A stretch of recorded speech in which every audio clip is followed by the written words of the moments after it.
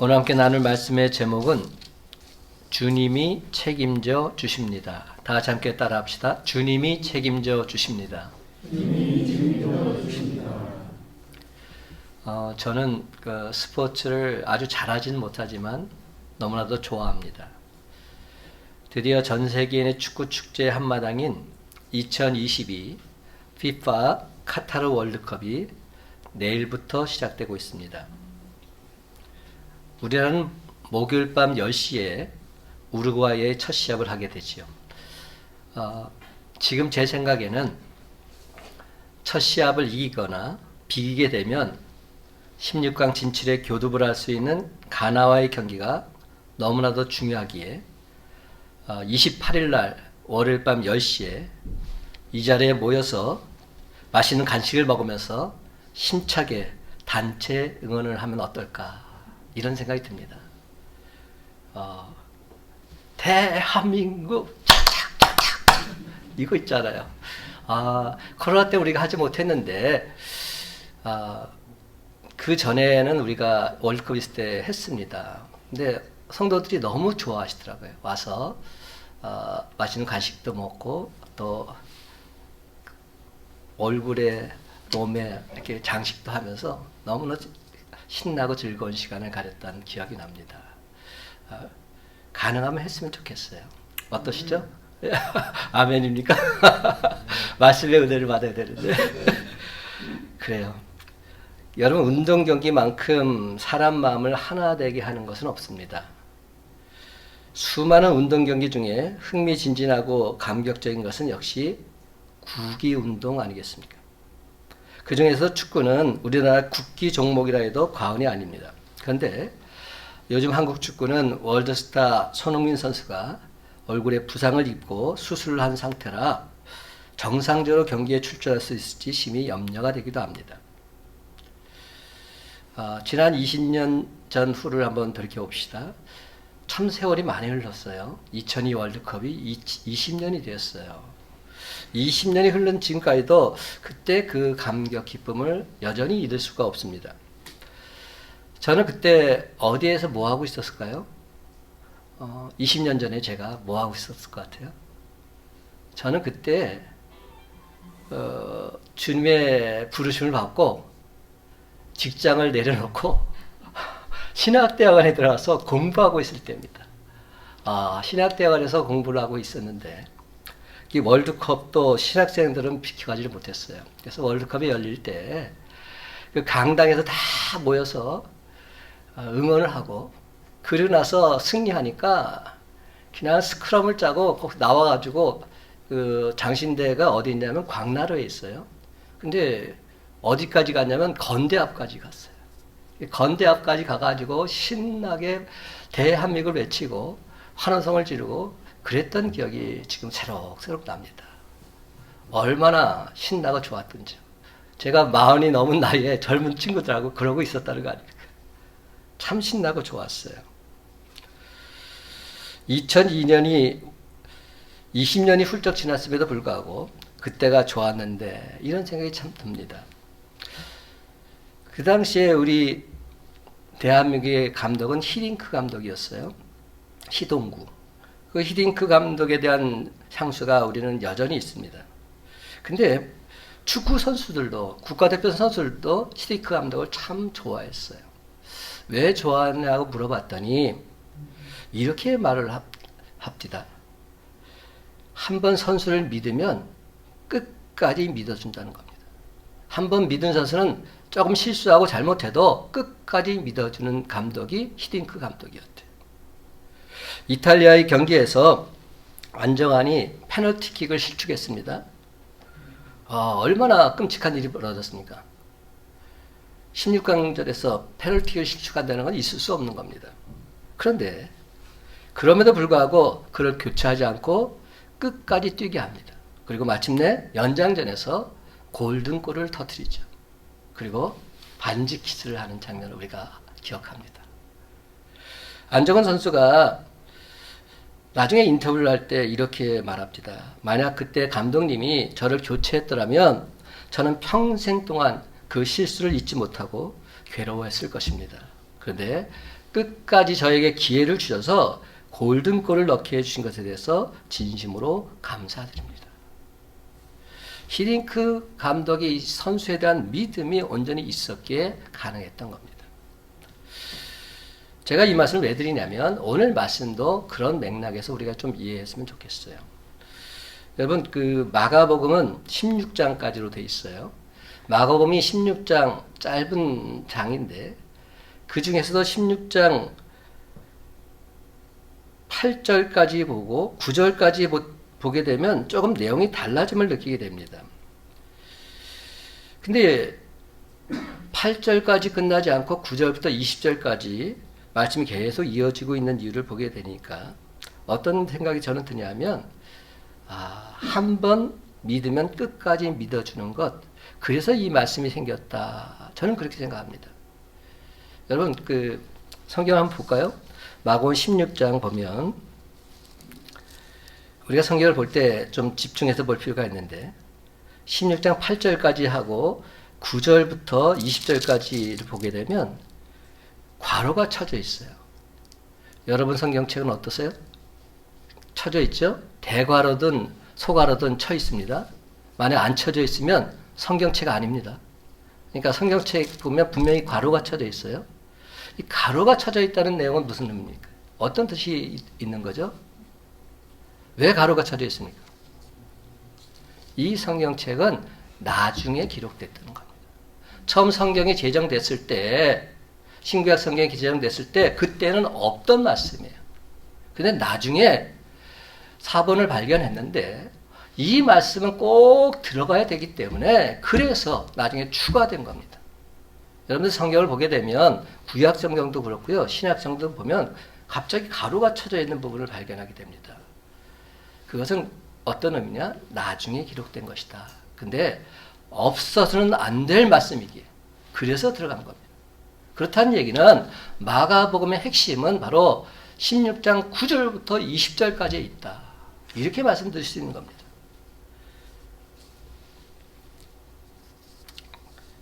한 번 믿으면 끝까지 믿어주는 모습이 이 모습에 나타나 있다는 거예요. 그렇다면 오늘 본문을 좀 연구해 보면 확실히 드러난 한 가지 메시지를 발견하게 됩니다. 이 메시지를 함께 듣다 보면 여러분은 많은 위로를 받게 될런지도 모르겠습니다. 소망을 갖게 될런지도 모르겠습니다. 나도 소망이 있구나. 나는 절망하기에는 너무나 이르구나. 제자들도 그런 때가 있었구나. 하물며 내가 이 정도인 것 그래도 아직 희망이 있구나. 이런 생각이 들 수 있습니다. 그런데 여러분 만약에 마가복음이 16장 8절로 끝나버렸다면 어떻게 됐을까요? 우리가 한번 8절이 어떻게 끝났는가를 한번 보세요. 이렇게 끝납니다. 여자들이 몹시 놀라 떨며 나와 무덤에서 도망하고 무서워하여 아무에게 아무 말도 하지 못하더라.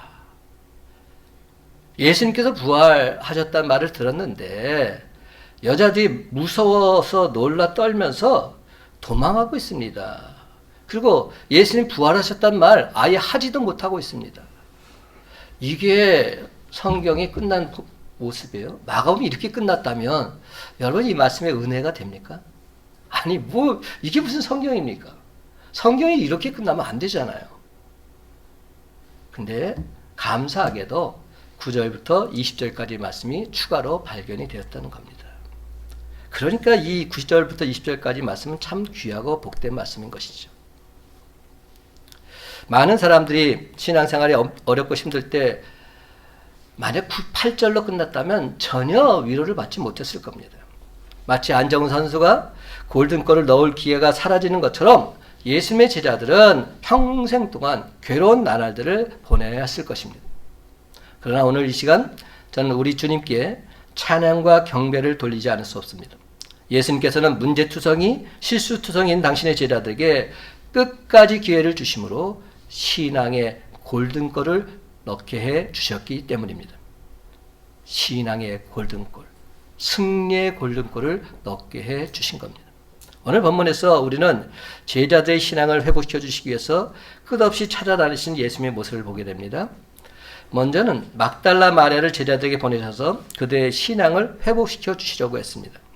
9절 말씀 보면 이렇게 시작이 됩니다. 예수께서 안식 후 첫날 이른 아침에 살아나신 후 전에 7 귀신을 쫓아내어 주신 막달라 마리에게 먼저 보이시니. 여러분, 예수님이 안식 후 첫날 이른 아침에 살아나셨습니다. 그리고 막달라 마리에게 가장 먼저 보이십니다. 여기서 보이시니 이 말의 뜻은 무슨 뜻일까요? 보이셨다는 이 말은 누군가에게만 의도를 가지고 보여준 것을 말합니다. 보고 싶은 사람 마음이 아니라 보여주는 사람 마음입니다. 보여주고 싶은 사람 마음에 따라서 보여줬다는 겁니다. 예수님께서 의도적으로 마리아에게 부활하신 자신의 몸을 제일 먼저 보여주셨습니다. 그렇다면 왜 많고 많은 사람들 중에 유독 막달라 마리아에게만 부활하신 몸을 가장 먼저 보여주셨을까요? 아마도 2가지 이유를 찾을 수 있을 겁니다. 첫째, 막달라 마리아가 남아있는 사람들 중에 예수님에 대한 사랑이 가장 컸기 때문일 것입니다. 정말로 예수님을 향한 사랑이 특심했던 여인입니다. 2번째, 막달라 마리아가 가장 먼저 무덤에 왔고 가장 나중까지 무덤에 남아있었기 때문일 것입니다. 무슨 말이죠? 다른 여자들은 천사의 말을 듣고 예수님이 부활했던 이 말을 듣고 심히 놀라 떨면서 무덤에서 다 도망갔습니다. 근데 유일하게 남아있던 한 여인, 이 여인이 막달라 마리아였습니다. 그녀는 끝까지 무덤을 지키고 있었습니다. 그러다가 부활하신 주님을 만나게 된 것입니다. 그렇다면 여러분, 예수님께서 이렇게 보이신 목적이 무엇입니까? 내가 부활했다는 것을 제자들에게 가서 알려주라는 겁니다. 이것이 인정 예수 부활을 본 사람의 책임인 것이죠. 그래서 10절에 보시면 마리아가 가서 예수와 함께 하던 사람들, 즉 제자들에게 예수님이 부활하셨다는 사실을 알려주고 있습니다. 그런데 이때 제자들의 상태는 어떠했나 볼까요? 10절에 이렇게 되어 있어요. 마리아가 가서 예수와 함께 하던 사람들이 슬퍼하며 울고 있는 중에 이 일을 알림해. 그렇습니다, 여러분. 그때 제자들은 슬퍼하며 울고 있었습니다. 예수님이 부활하셨다는 사실을 몰랐기 때문에 슬퍼하며 울고 있는 것 어느 정도는 이해가 됩니다. 몰랐으니까 그럴 수 있습니다. 그런 제자들에게 마리아는 가서 2가지를 말해주고 있습니다. 그 내용이 바로 11절 말씀. 한번 11절을 읽어봅시다. 뭐라고 되어 있나? 그들은 시작. 그들은 예수께서 살아나셨다는 것과 마리아에게 보이셨다는 것을 듣고도 믿지 아니하니라. 2가지를 얘기했어요. 첫째, 예수님은 살아나셨습니다. 2번째, 마리아에게 직접 보여주셨습니다. 그는 피상적으로 말한 것이 아닙니다. 자신에게 어떻게 보여주셨는지 구체적으로 말했습니다. 그렇습니다. 마리아는 이때 아주 실제적이고 구체적인 증거들을 제시했을 것입니다. 예수님은 어떤 옷을 입고 계셨는지, 키는 어떻고, 용모는 어떻고, 말씨는 어떻고, 살아계실 때와 같은 점은 무엇이고 다른 점은 무엇인지, 그리고 부활하신 주님께서 하신 말씀 무엇인지 여러 가지를 구체적으로 말했을 것입니다. 이에 제자들은 이 소식을 들으면서 어떻게 반응하고 있습니까? 당연히 여러 가지 질문을 했을 겁니다. 그러면서 마리아가 만났던 예수님이 진짜로 만난 것인지 아니면 허상을 본 것인지 착각인지 알아보려고 했을 것입니다. 다른 한편은 부활하신 주님은 어떤 모습이었는지 자세히 알고 싶어서 이런저런 질문을 했을 것입니다. 그런데 여러분, 이렇게 자세히 알아본 다음에는 과연 어떻게 해야 마땅합니까? 예수 부활을 믿어야 할 것 아니겠습니까?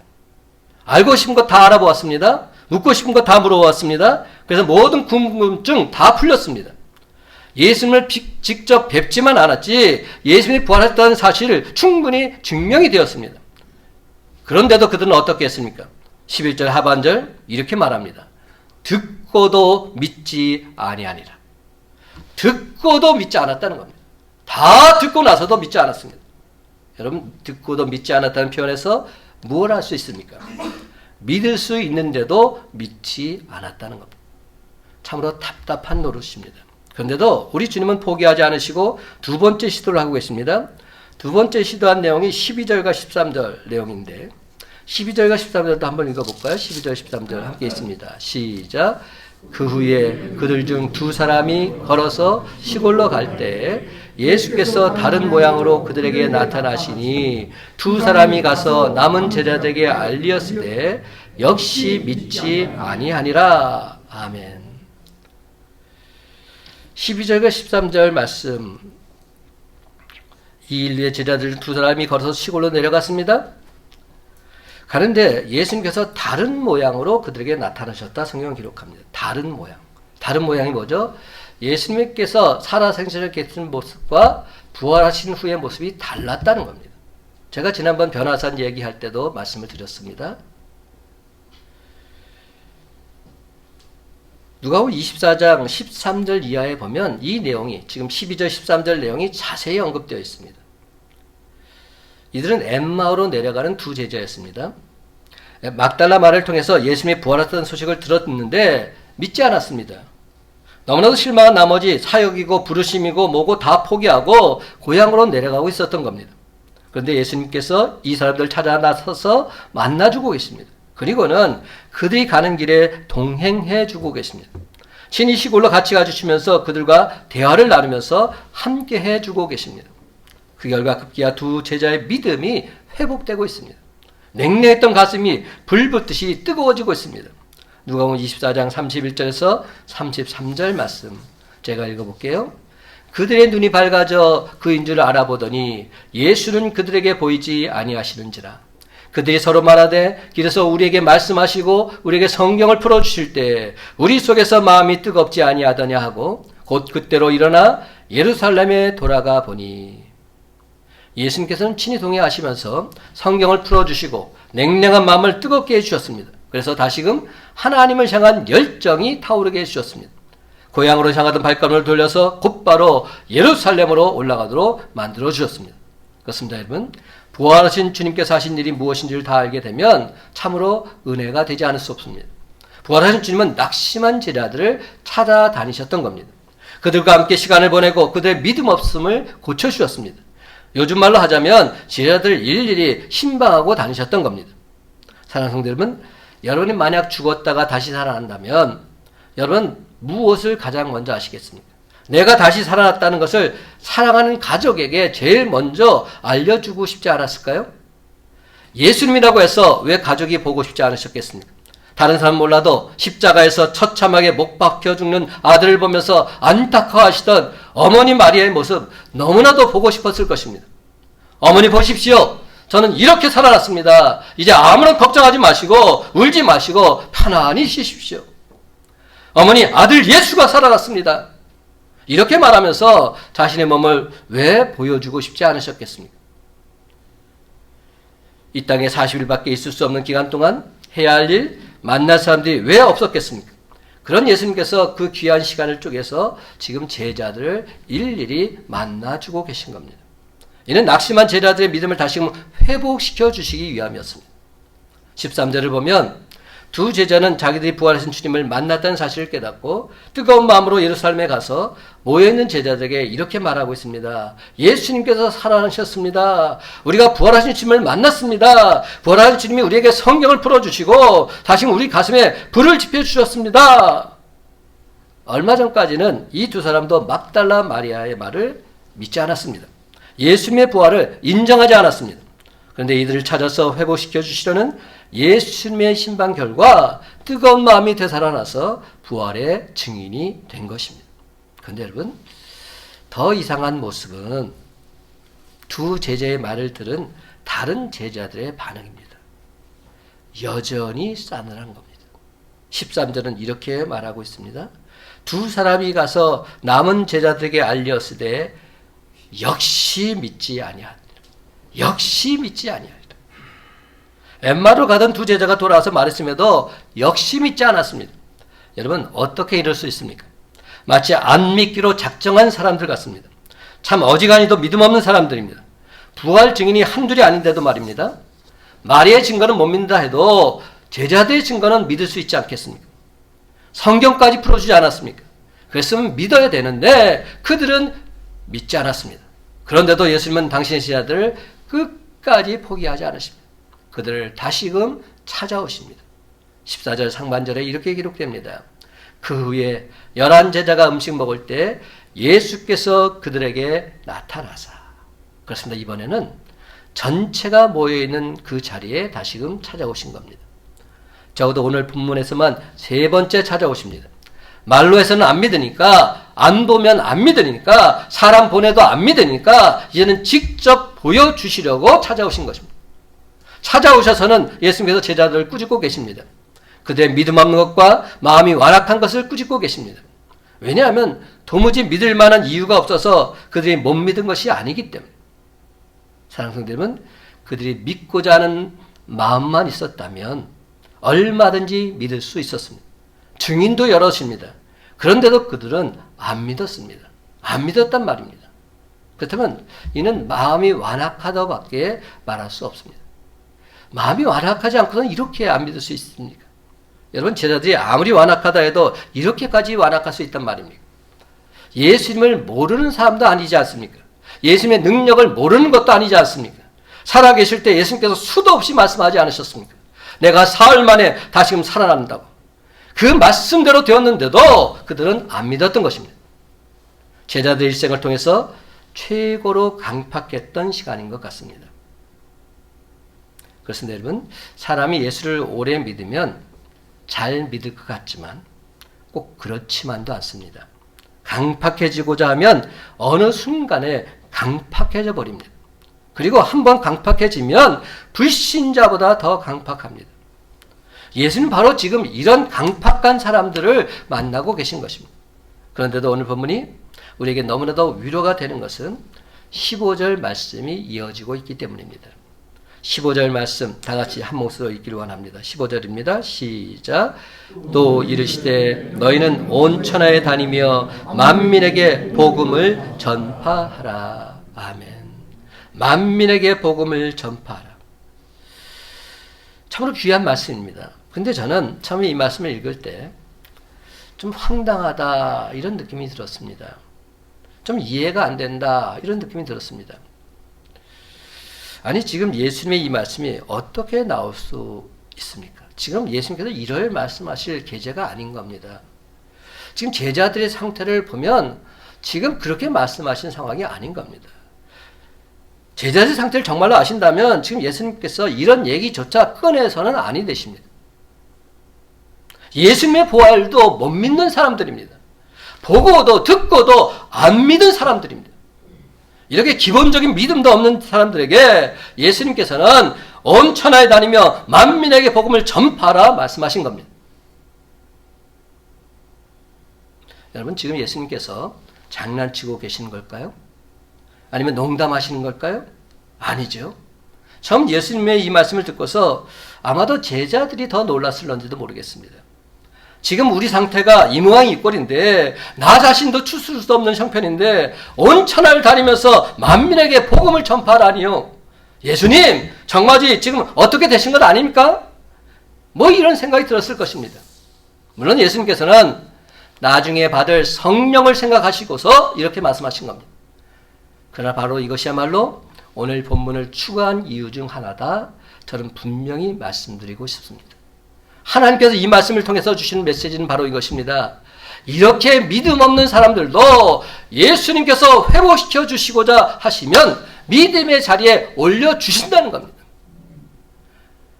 세상 사람들이 보기에는 너무나도 형편없고 보잘것없는 그런 사람이라 할지라도 주님께서 그를 들어서 제자 삼으시기로 작정하시면 제자가 될 수 있다는 겁니다. 이는 예수님이 그들을 열심히 만나 주셨기에 가능합니다. 그들이 예수님께서 부활하신 것을 믿을 때까지 계속적으로 만나주고 또 만나주십니다. 그러면 여러분, 우리가 예배의 자리에 나오는 것 정말 중요합니다. 우리가 예배의 자리에 나왔을 때 어떤 때는 힘들고 지칠 때가 있고요. 어떤 때는 주님의 말씀이 하나도 들려지지 않을 때가 있어요. 그런데 예배의 자리에 계속 나오다 보면 어느 순간 주님께서 나를 탁 만져주심을 느낍니다. 그리고 내가 진정 주님의 놀라운 메시지를 확신하게 되는 그 순간이 올 것입니다. 그러면 누가 뭐라 해도 우리의 신앙은 바뀌지 않습니다. 변하지 않습니다. 주님께서 우리를 완벽하게 다시금 세우시는 놀라운 터닝 포인트가 되는 것입니다. 그렇습니다. 오늘 본문을 보면 그렇게 완악한 제자들을 회복하시기 위해서 예수님이 몇 번씩이나 그들을 만나고 또 만나주십니다. 처음에는 막달라 마리아를 통해서, 다음에는 엠마의 제자들을 통해서, 그 다음엔 전체가 다 모였을 때 그리고는 이들의 신앙을 다시 당신이 원하시는 수준까지 업그레이드 시켜주고 계십니다. 그래서 마침내 예수님의 참된 제자다운 모습을 갖추게 해주신 것입니다. 사랑하는 성도 여러분, 여기에 우리의 소망이 있습니다. 지금 우리의 모습을 보면 참으로 한심하기 짝이 없습니다. 오늘 본문에 나오는 답답한 제자들처럼 어지가지도 믿음이 없습니다. 지금 당장은 말씀을 듣고 깨닫기는 하는데 뒤돌아서면 또다시 옛날로 돌아갑니다. 이제는 좀 다르게 살아야지 수도 없이 작정하고 결단을 하는데 그렇게 살아가질 못합니다. 주님을 사랑하는 것은 사실입니다. 하지만 세상 것이 더 좋아 보일 때가 너무나도 많습니다. 좀 변화받는다 싶다가도 다시금 옛날에 즐겼던 일들, 그것이 더 좋아집니다. 때로는 하나님에 대한 의심이 들기까지도 합니다. 다른 사람들이 믿어진다고 말할 때는 나 자신이 비참한 생각마저 들기도 합니다. 이것이 우리의 신앙의 현주소입니다. 그래서 우리 스스로 이렇게 생각할 때도 있습니다. 주님, 나는 안 되는 것 같아. 주님, 난 도무지 변화가 안 되는 사람인가 봐. 나는 본래 신앙하고는 거리가 먼 사람인가 봐. 신앙생활은 아무나 하는 것이 아닌가 봐. 나는 도대체 신앙생활할 자격이 없어. 못하겠어. 그러나 여러분, 전혀 걱정하지 마시기 바랍니다. 저와 여러분이 우리 주님께 택함 받은 주의 자녀들이고 어떻게든 우리 주님께 붙어있는 한 주님께서는 우리를 그냥 그대로 내버려 두질 않으십니다. 주님께서 원하시는 수준까지 계속해서 우리를 끌어올려 주십니다. 그래서 마침내 주님께서 저와 여러분에게 향해서 가지셨던 목표와 비전을 반드시 이루어내고야 마십니다. 그렇습니다, 여러분. 예수님께서 제자들을 부지런히 신방하셨던 것처럼 우리 주님께서 그렇게 여러분을 신방해 주실 것입니다. 문제가 있을 때, 영적으로 침체했을 때, 믿음이 없어서 방황할 때 주님은 우리를 그냥 그대로 놔두질 않으십니다. 우리가 어디 있든지 성령의 기름을 부어주십니다. 어떤 때는 믿는 사람들 통해서 찾아오십니다. 어떤 때는 우연히 들은 방송에서 우리를 깨우쳐 주십니다. 어떤 때는 설교 시간에 우리를 인격적으로 만나주기도 하십니다. 어떤 때는 옆 사람과 대화 속에서 오랜만에 많은 친구를 통해서 우리를 만나주기도 하십니다. 그리고는 우리 마음에 감동을 주십니다. 하나님의 열정을 다시금 온전히 회복시켜 주십니다. 그렇습니다. 우리가 믿는 예수님은 지금도 당신이 택한 자녀들을 주의 진짜 제자로 온전히 세우시고자 너무나도 바쁘십니다. 이렇게 상처받은 사람, 저렇게 상처받은 사람, 이런 이유 저런 이유 때문에 신앙생활 열심히 하지 못하고 침체된 사람들 부지런히 신방하고 계십니다. 어디에 있든지 어떤 상태에 있든지 주님을 우리를 만나서 끝까지 세워주고자 하십니다. 이런 하나님을 시편 기자는 이렇게 노래하고 있습니다. 시편 139편 말씀, 너무나도 은혜로운 말씀, 1절부터 10절까지 제가 읽겠습니다. 잘 들으시기 바랍니다. 여호와여, 주께서 나를 살펴보셨으므로 나를 아시나이다. 주께서 내가 앉고 일어섬을 아시고 멀리서도 나의 생각을 밝히 아시오며 나의 모든 길과 내가 눕는 것을 살펴보셨으므로 나의 모든 행위를 익히 아시오니 여호와여, 내 혀의 말을 알지 못하시는 것이 하나도 없으시니이다. 주께서 나의 앞뒤를 둘러싸시고 내게 안수하셨나이다. 이 지식이 내게 너무 기이하니 높아서 내가 능히 미치지 못하나이다. 내가 주의 영을 떠나 어디로 가며 주의 앞에서 어디로 피하리까? 내가 하늘에 올라갈지라도 거기 계시며 수월에 내 자리를 펼지라도 거기 계시니이다. 내가 새벽 날개를 치며 바다 끝에 가서 거주할지라도 거기서도 주의 손이 나를 인도하시며 주의 오른손이 나를 붙드시리이다. 아멘. 아멘입니다. 사랑하는 성도 여러분, 오늘 시간 시편 기자의 이 고백이 저와 이름의 진실된 고백이 다 되시기를 간절히 소망합니다. 그렇습니다, 여러분. 말할 수 없는 상처와 아픔으로 잠 못 이루고 홀로 눈물 흘리는 그 자리에도 우리 주님은 반드시 찾아와 주실 줄로 믿습니다. 성경에 나온 수많은 하나님의 사람들이 바로 이런 하나님을 체험했습니다. 단적인 예로 능력의 선자 엘리야를 들 수 있습니다. 엘리야가 이스라엘 왕 아합의 눈을 피해서 그리 시내가에 숨어 있을 때에도 하나님은 아시고 까마귀를 통해서 먹을 것을 가져다 주십니다. 그 능력 많은 엘리야가 영적인 침체에 빠져서 국경을 넘어서 광야로 도망을 간 겁니다.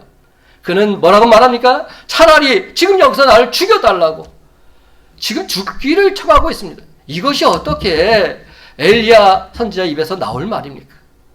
능력의 선지자 엘리야 입에서 과연 나올 말입니까?